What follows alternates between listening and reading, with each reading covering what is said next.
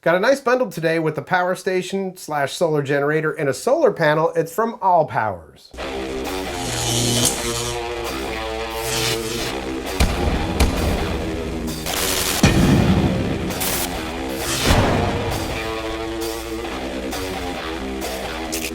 Welcome back, I'm Tony and I've reviewed several power station / solar generators and solar panels here in the channel. This is a company called AllPowers. They may not be the most talked about brand when you hear about these power stations and solar panels and things like that, but I have to say the products that I've gotten from them so far have just been fantastic and maybe even better than some of those names that you hear all the time. Previously I reviewed the R600, which is a 600 watt solar generator or power station, along with the SP029 solar panel, and I gotta say, it was really nice. A little bit prettier than this one, okay? So when you look at that one, it's got that nice prettied up look. This is more utilitarian, but you know what? Super, super powerful and very, very reliable. So if you're looking for just the power station, the S700 portable power station, 700 watts, 606 watt hours, it's only 250 bucks, which is, wow. I mean, that's saving $180. And then what I've actually got is the S700 plus the SP029 140 watt solar panel is 150 bucks off, $489. That is a deal for a complete setup like this. So this has 700 watts AC pure sine wave inverter, 1400 watt surge, 606 watt hour, 164,000 milliamp hour capacity, 1.5 hours from 0 to 80% with fast charging,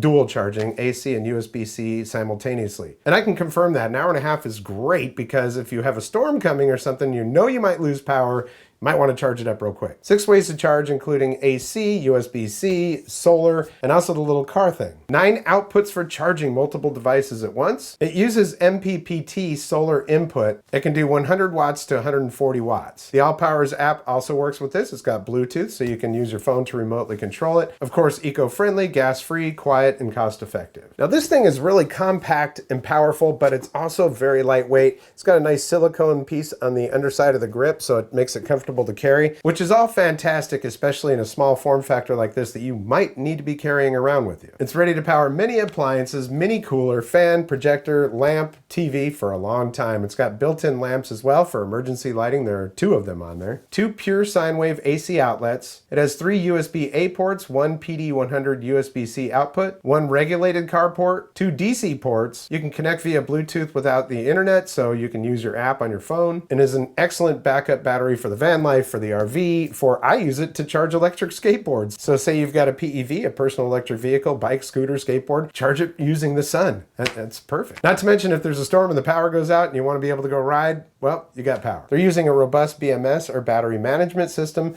It extends the battery life for more than 10 years with protection of short circuit, over voltage, overload, overheating, and ensures 1,000 plus life cycles. So those are the specs. I have several power stations around here that I use, and this one, I've been using it a lot because it doesn't seem to drain nearly as fast as some of the other ones that say that they've got the similar or same specs, but this thing, man, it'll just go and go and go. So let's do this. Let me show you what's inside of the boxes for both the power station and the solar panel, which the solar panel it's excellent, man. I mean, it's nice and compact and folds up. It's got legs on it and all the connectors you'll need. So I'll show you all that, show you how they work, and then we'll come back and give you my final impressions.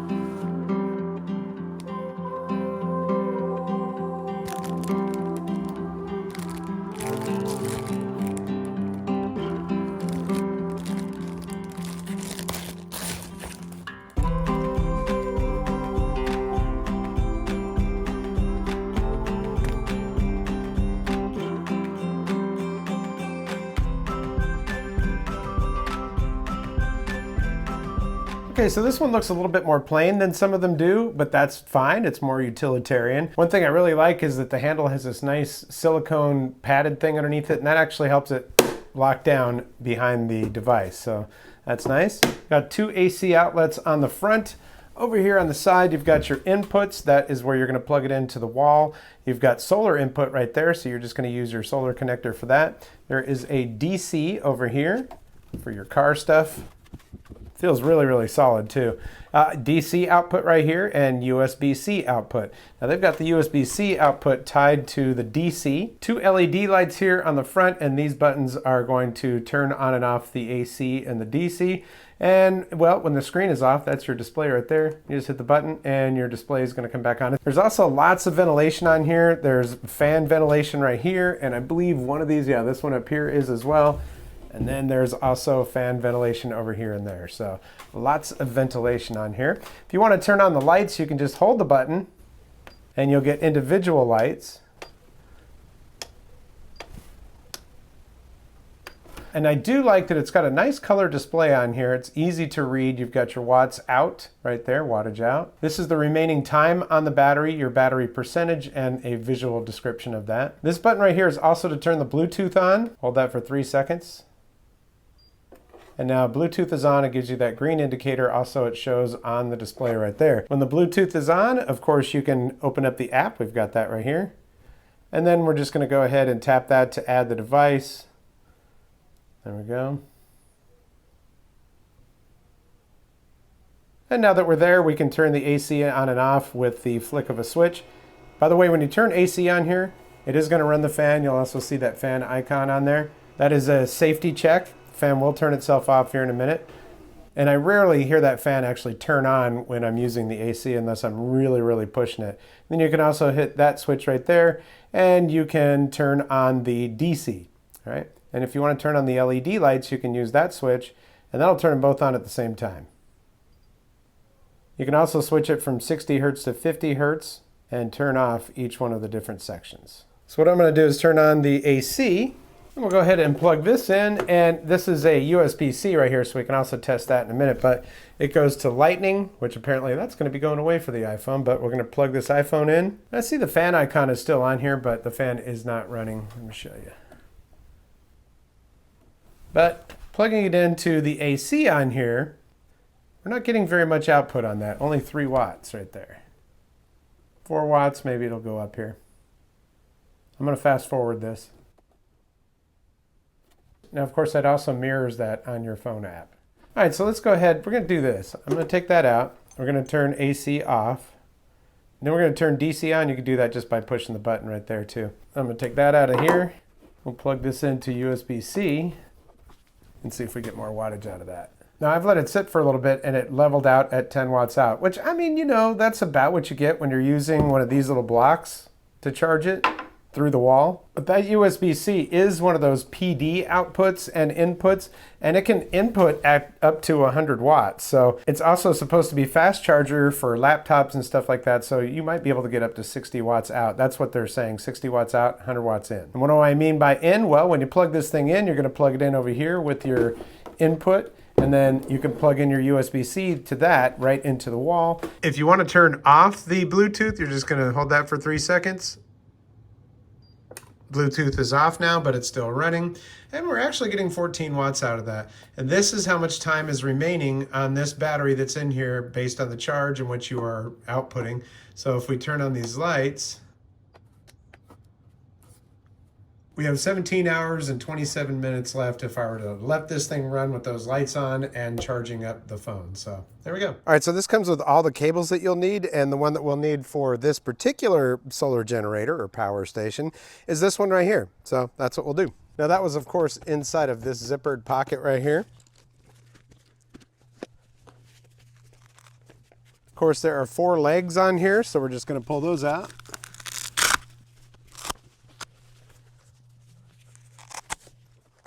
Yeah, it's real nice to have the legs built in like that.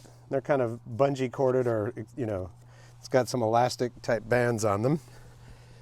Flip this around. The only thing is the Velcro is really good on these, so as soon as you pick it up, they flap back down, but that's okay.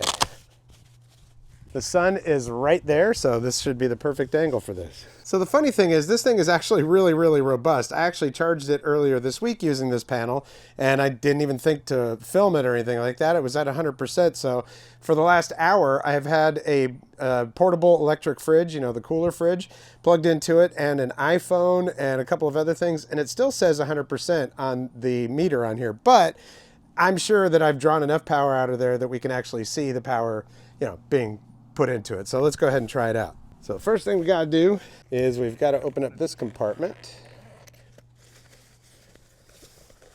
pull out this cable right here, and these have got to be attached to this. We'll just do it like that. Plugged into the side of this right here, just like that. And there we go. It's charging up, but it doesn't tell me what the input is on it. It just tells me what the output is on it. So yeah, most of the time it's going to show you on the display what the input is, but this one only shows me the output, but I can see that it's charging up. Luckily, this has an app, and I just turned on the Bluetooth, and I'm looking at the app right now, and the input on it is 87 watts. It's been up to 89 watts, so I think it's doing pretty good. This is afternoon sun, so it might not be the most powerful sun. The display looks great inside, but when you're outside, I can't really see it very well. That's partly because of glare and maybe also because of the brightness on it. It also has 4 eye hooks on it, you know, so you can attach this to something. I've seen people take ladders and just attach it to a ladder, hang it off of a ladder, so that's pretty cool too. Yeah, I dig it.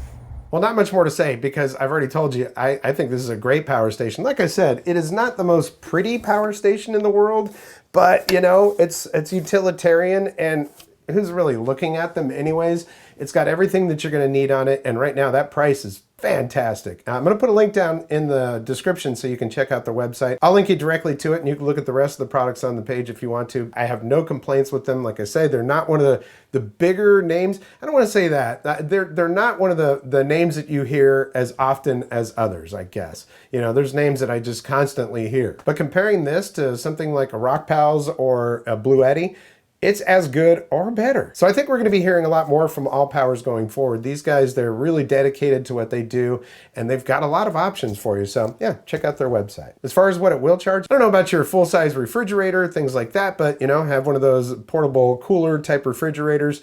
And if the power goes out, put all your important stuff in there. What I'm saying is that it's plenty of power to keep things going. You know, I got to have fans in here if the power goes off. My wife and I can't sleep without a fan, maybe 2. Got to have your TV, you got to have your light, maybe your radio, that kind of stuff. This thing is going to do great, and you can run all those things from it. So that is the SP700, which you can get for under $250, which is fantastic if you buy it separately. And then if you want to buy it with the solar panel that I've got, well, it is $489 with the SP029.